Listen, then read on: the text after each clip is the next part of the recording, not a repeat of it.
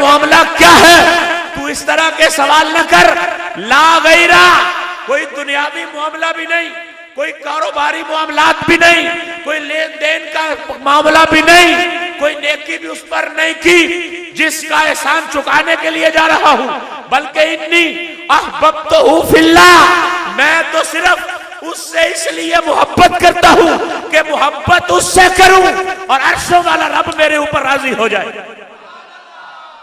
इन्नी अहबब्तहू फिल्लाह, मेरी मोहब्बत का एक ही, मेरे सफर का एक ही मकसद, मेरे जाने का एक ही एम, मेरा एक ही गोल, मेरा एक ही मामला है कि जाऊं उसकी ज़ियारत को, बैठूं उसके कदमों में, देखूं उसका चेहरा, चेहरा उसका देखूं, अर्शों वाला रब मेरे ऊपर राजी हो जाए। पता चला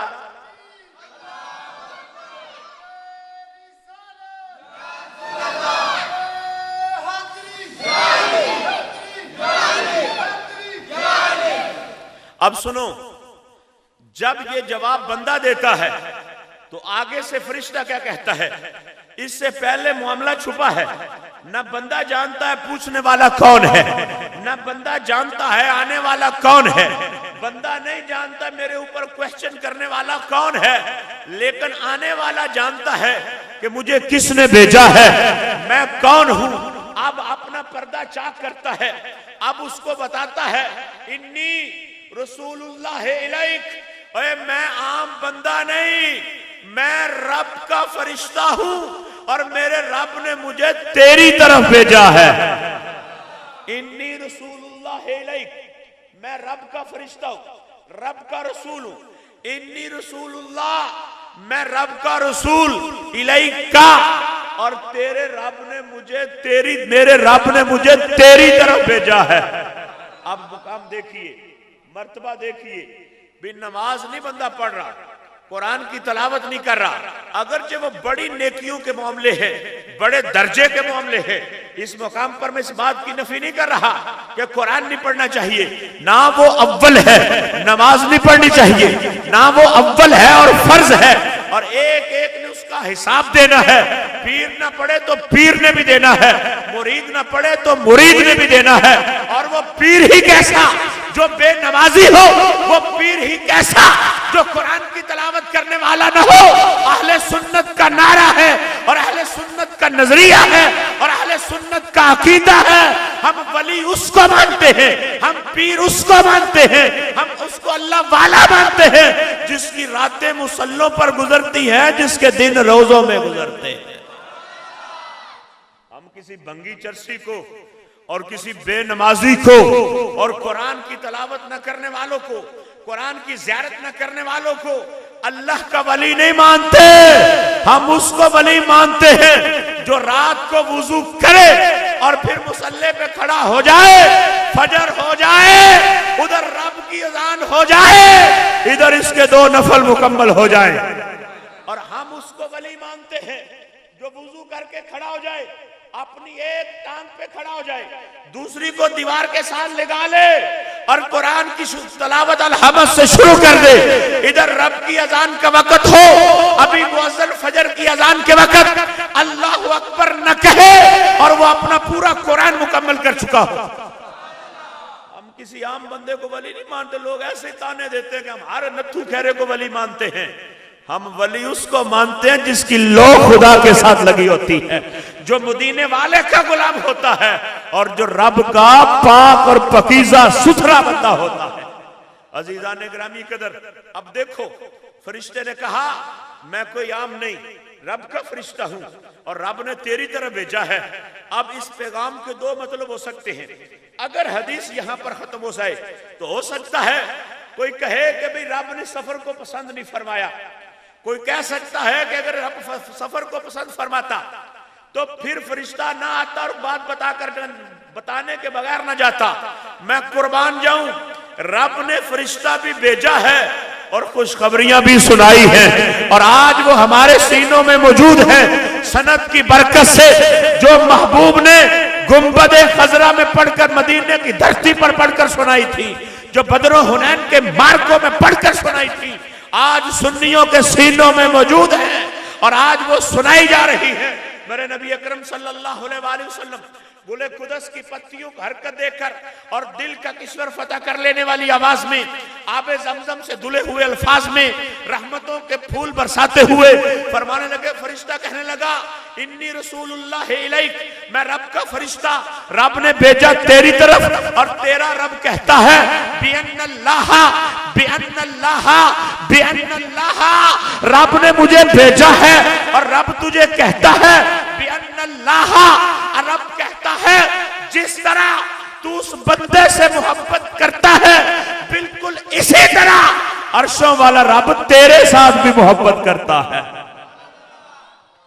रब तेरे साथ भी उतनी मोहब्बत करता है जितनी मोहब्बत उसके बंदे के साथ करता है। मैं कुर्बान जाऊं, बंदे ने बंदे से मोहब्बत की है, बंदे ने बंदे से प्यार किया है, लेकिन जिससे प्यार किया है वो कोई गंदा नहीं, वो कोई बंगी नहीं, वो कोई चस्सी नहीं, वो रब के दरबार का धुतकारा हुआ नहीं, बल्कि वो महबूब के दरबार का भी मकबूल है और रब के दरबार का भी मकबूल है। और जो ऐसे बंदे की ज़ियारत को सिर्फ निकलता है कि चंद घड़ियां उसके पास बैठूंगा, उसका चेहरा देखूंगा, उसके मलफूजात सुनूंगा, उसकी मजलिस में रहूंगा, फरमाया रब फरमाता बिल्कुल उसी तरह मैं तेरे साथ मोहब्बत करता हूं जिस तरह तू उसके साथ मोहब्बत करता है। बल्कि आओ बुखारी शरीफ के अंदर हदीस शरीफ मौजूद है, मेरे नबी अकरम सल्लल्लाहु अलैहि वसल्लम का दरबार लगा हुआ है। एक बंदा भागता हुआ आया, आते ही आका एक कौनैन के ऊपर सवाल कर दिया, आका बताइए मतस्सा, आका बताइए क्यामत कब आएगी, क्यामत कब बर्पा होगी, ये दुनिया कब खत्म होगी, सूरज का निजाम कब खत्म हो जाएगा, ये आसमान कब फना होगा, ये जमीन कब फना होगी, बंदे कब जो है सारे कब्रों में चले जाएंगे और दोबारा जिंदा कर दिए जाएंगे।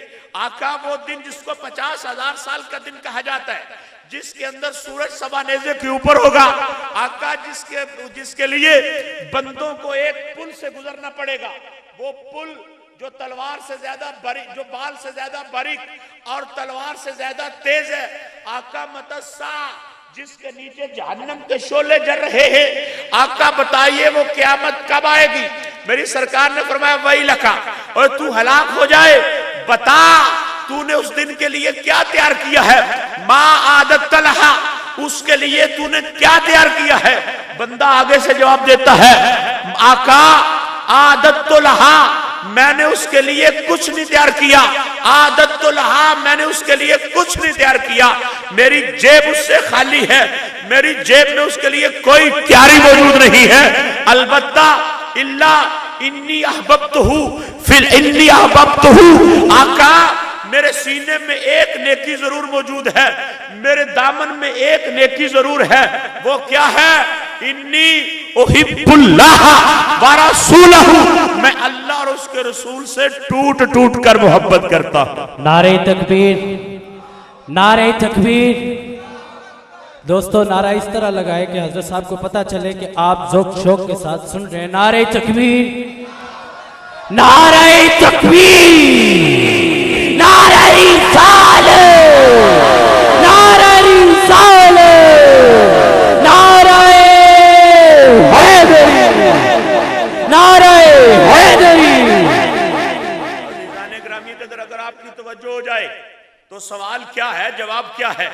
पूछा क्यामत कब आएगी, जवाब यह है बता क्यामत के लिए तैयारी क्या है। आका तैयारी कोई भी नहीं, मैं नमाजों पे मान नहीं करता, मैं रोजों पे मान नहीं करता, सदका और खैरात पर मान नहीं करता, तलावत कुरान पर मान नहीं करता। ये मतलब नहीं कि वो कुरान पढ़ने वाला नहीं था, वो तलावत करने वाला नहीं था, वो हदीस पढ़ने वाला नहीं था, और आका का गुलाम हो, आका का मुरीद हो, आका का तालिब शागिर्द हो, आका के मदरसे में पढ़ने वाला हो, सरकार के दरबार में सीखने वाला हो। तौहीद सीखे तो मोहम्मद अरबी के दरबार में, रिसालत सीखे तो मोहम्मद अरबी के दरबार में, रब की उलूहियत को सीखा तो मोहम्मद अरबी के दरबार में, आका की नबुव्वत को सीखा तो आका के दरबार में और जिसके होते हुए सीना मुस्तफा पर कुरान उतरे, सरकार पढ़कर सुनाए और कुरान का मफहूम समझे, सरकार की बातों का मफहूम समझे। जो समझता हो कि रब एक है, उस रब मोहम्मद अरबी सल्लल्लाहु अलैहि वसल्लम उस रब के सच्चे रसूल हैं, वो बेनमाजी नहीं हो सकता, वो कुरान की तिलावत के बगैर वाला नहीं हो सकता, वो अमाल से खाली नहीं हो सकता। नाना साहबी वो है, अगरचे तिलावत के बगैर, नमाजों से पहले, तलावत से पहले, सदका और खैरात से पहले, जब हालत ईमान में एक मरतबा सरकार का चेहरा तक ले, सहाबियत के दर्जे पर फायज हो जाता है और रब संदे फरागत अता फरमाता है। महबूबा तेरे शागिर्दों को चेक किया है, सारे के सारे अव्वल पोजीशन में पास है। पक्का नमाजी था, पक्का कुरान की तिलावत करने वाला था, पक्का रोजे रखने वाला था, लेकिन आज सरकार की बारगाह में रोजों को पेश नहीं करता, आका की बारगाह अंदर नमाज को पेश नहीं करता, सरकार की बारगाह अंदर सदका और खैरात को पेश नहीं करता। आका नमाजों से दामन खाली, आका रोजों से दामन खाली, आका सदका और खैरात से दामन खाली, आका नेकियों से दामन खाली। हाँ, एक नेकी जरूर, मेरी सरकार फरमाते हैं बता कौन सी? अर्ज करते हैं इन्नी अहबब्तु इन्नी उहिब्बुल्लाह व रसूलहू, मैं रब से और रब के रसूल से मोहब्बत करता हूं। इधर देख, उसकी जुबान से जुमला जुदा हुआ, उसने अभी निकाला कि मैं रब से और रब के रसूल से मोहब्बत सच्ची करता हूं।